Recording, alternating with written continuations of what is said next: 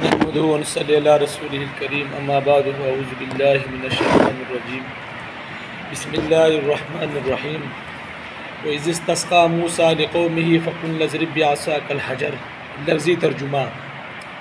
اور جس وقت پانی طلب کیا موسیٰ علیہ السلام نے اپنے قوم کے لیے، فَقُلْنَا اضْرِب بِّعَصَاكَ الْحَجَرَ پس کہا ہم نے کہ مار اپنی لاٹھی پتھر پر، فَانْفَجَرَتْ مِنْهُ پس پھوٹ پڑے اس سے اثنتا عشرۃ عینہ 12 چشمے، قد علم کل اناس اور جان لیا ہر ایک گروہ نے یا ہر ایک خاندان نے، مشربہم اپنے پینے کی جگہ کو، کلوا واشربوا من رزق اللہ کھاؤ پیو اللہ تعالیٰ کے رزق سے، ولا تعثوا فی الارض مفسدین اور نہ پھرو زمین میں فساد مچاتے ہوئے۔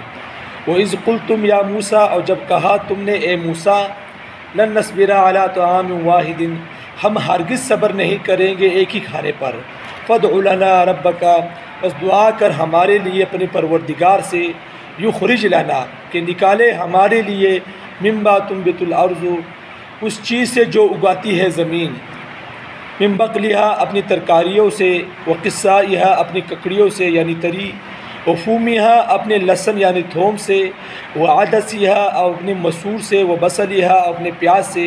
قال اتستبدلون الذی هو ادنی بالذی هو خیر فرمایا کیا تم بدلتے ہو اس چیز کو جو گھٹیا ہے اس چیز کے ساتھ جو بہتر ہے۔ اہبطوا مصرا اتر جاؤ کسی شہر میں، فإن لکم ما سألتم بس بے شک تمہارے لیے وہی کچھ ہوگا جو تم نے مانگا ہے۔ وضربت علیہم الذلۃ والمسکنۃ اور مسلط کر دی گئی ان پر ذلت اور مسکینی، وباءوا بغضب من اللہ اور لوٹے وہ اللہ تعالیٰ کا غضب لے کر، ذالک بانہم یہ اس وجہ سے ہوا کہ بے شک وہ کانوا یکفرون بآیات اللہ انکار کرتے تھے اللہ تعالیٰ کی آیتوں کا، ویقتلون النبیین اور قتل کرتے تھے پیغمبروں کو، بغیر الحق بغیر کسی حق کے، ذالک بما عصوا یہ اس لیے انہوں نے نافرمانی کی، وکانوا یعتدون وہ حد سے آگے نکل جاتے تھے۔ یہ مسلسل موسیٰ علیہ السلام کے قوم کا ذکر ہو رہا ہے۔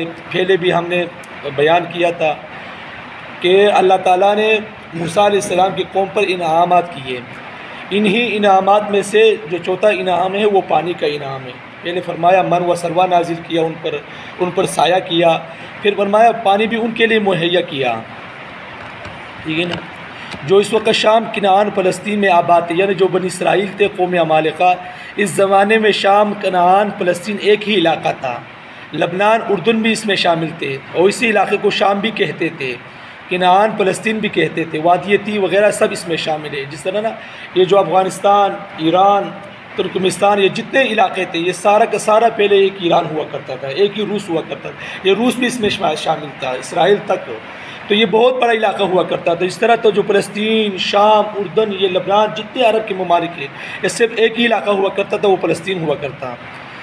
فرماتے ہیں کہ خبیث انگریز نے 1917 میں اپنے مفاد کے خاطر اس علاقے کو مختلف ملکوں میں تقسیم کیا جو عرب کے ممالک ہیں، اور مسلمان حکمرانوں کو ایک دوسرے کے خلاف ایسی ذہن بنا دیے کہ وہ مسلمان ہونے کے باوجود ایک دوسرے سے دست و گریبان ہیں۔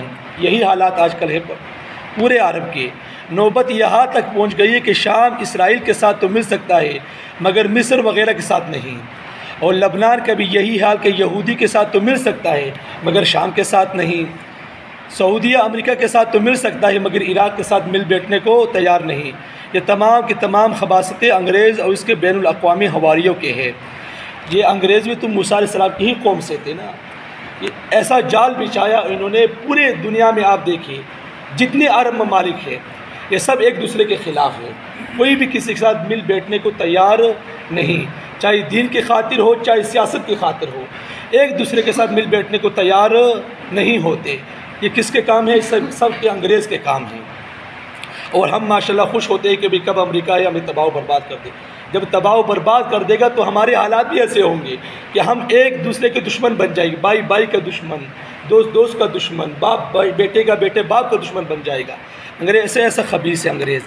بہرحال موسیٰ علیہ السلام نے جب ان کو جہاد کا حکم سنایا تو انہوں نے جہاد کرنے سے انکار کر دیا۔ وہ فرمایا تھا نا کہ فلانی قوم ہے اس سے آپ نے لڑنا ہے، اور اللہ تعالیٰ نے ان پر 40 سال کے لیے اس میدان سے نکلنا حرام کر دیا، اور بنی اسرائیل خاصی تعداد میں تھے، ان کے لیے سائے کا انتظام کرنا، کھانے پینے کا انتظام کرنا تھا، کیونکہ جاندار مخلوق اس کے بغیر رہ نہیں سکتی، بلکہ پانی کے بغیر تو نباتات بھی نہیں رہ سکتے، یعنی یہ پھل وغیرہ جتنے بھی ہیں۔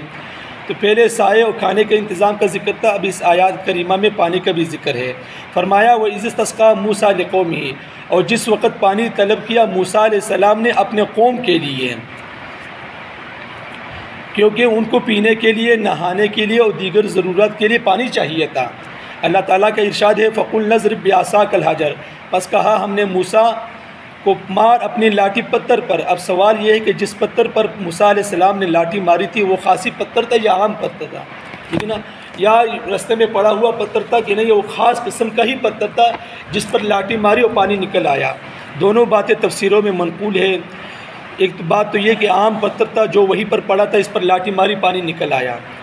بعض مفسرین فرماتے کہ نہیں، یہ عام پتھر نہیں تھا بلکہ وہی پتھر تھا جو موسیٰ علیہ السلام کے کپڑے لے کر بھاگا تھا۔ پورا قصہ ہے آگے۔ بخاری شریف کی روایت کے مطابق اس طرح ہے کہ موسیٰ علیہ السلام تنہائی میں غسل کرتے، ان پر کسی کی نگاہ نہ پڑے اور دوسرے لوگ اکٹھے نہاتے، تو ایک دوسرے کو کہنے لگے کہ موسیٰ علیہ السلام اس لیے علیحدہ نہاتے ہیں کہ ان کے بدن میں کوئی بیماری ہے۔ موسیٰ علیہ السلام سے انہوں نے پوچھا تو انہوں نے فرمایا، موسیٰ علیہ السلام نے، الحمدللہ مجھے تو کوئی تکلیف ہے ہی نہیں، لیکن لوگوں میں مشہور ہو گیا کہ موسیٰ علیہ السلام کو ادرا کی بیماری ہے، یعنی ان کے خصیتین پھولے ہوئے ہیں۔ دنیا کا دستور ہے کہ بری بات بڑی جلدی مشہور ہوتی ہے، تو عام لوگ یہ باتیں کرنے لگے۔ اللہ تعالیٰ نے ان کی صفائی منظور فرمائی، یعنی کہ موسیٰ علیہ السلام کی۔ ایک دن موسیٰ علیہ السلام کپڑے اتار کر تنہائی میں غسل کرنے لگے، فارغ ہو کر جب کپڑوں کی طرف آئے تو پتھر جس پر کپڑے رکھے ہوئے تھے بھاگ پڑا۔ پتھر آگے آگے، موسیٰ علیہ السلام سو بحجر کی آواز لگاتے ہوئے پتھر کے پیچھے پیچھے، اے پتھر میرے کپڑے مجھے دے دے واپس۔ مگر پتھر کو تو رب اللہ تعالیٰ کا حکم تھا، وہاں جا کر رکا جہاں لوگوں کا مجمع تھا۔ سب نے موسیٰ علیہ السلام کو آنکھوں سے دیکھا کہ ان کے بدن میں تو کوئی تکلیف ہے ہی نہیں، کوئی بیماری ہے ہی نہیں۔ باہر اللہ تعالیٰ نے موسیٰ علیہ السلام کو حکم دیا کہ پتھر پر اپنی لاٹھی مارو۔ چنانچہ پتھر پر جیسے ہی لاٹھی ماری، فن فجرت من حسنتا عشرۃ عینہ، بس پھوٹ پڑے اس سے 12 چشمے، کیونکہ بنی اسرائیل کے 12 خاندان تھے، ان کے آپس میں نوک جھوک ہوتی رہتی۔ کہ عجیب بات نہیں کہ گھر میں چند افراد ہوتے، ان میں بھی بات ہوتی رہتی ہے۔ یہ تو 12 خاندان تھے اور تھے بھی سخت مزاج بنی اسرائیل، تو ان میں جھگڑے کا ہو جانا قدرتی امر تھا۔ تو انتظامی امور کی وجہ سے 12 خاندانوں میں تقسیم کے 12 چشمے جاری کیے، لہٰذا ہر ایک کے لیے الگ چشمہ جاری کیا گیا۔